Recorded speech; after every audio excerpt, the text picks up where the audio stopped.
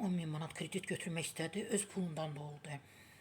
Hər gün bu hadisələrlə görmürük, amma eşidirik. İnsanların deyərdik 60-70%-i hər gün hansısa dələduzun qurbanı olur. Kartından pul götürürlər, pensiya kartından pul götürürlər, onun adına kredit götürürlər, onlayn ən çox.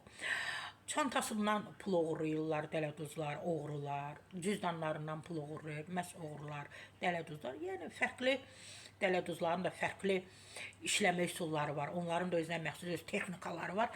Pulu məhz elə qazanırlar. Ay Allah, gör. Deyir ki, 10.000 manat kredit götürmək istədi, öz pulundan da oldu. Təbii ki, bu videoda, amma xəbər kimi də qoyulubdur.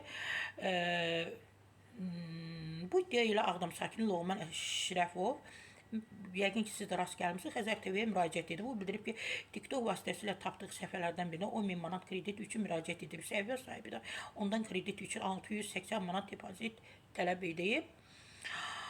Əşrəfov depoziti ödədikdən sonra nömrəsini blokasıblar. Demək 608 manat ödəyiblər.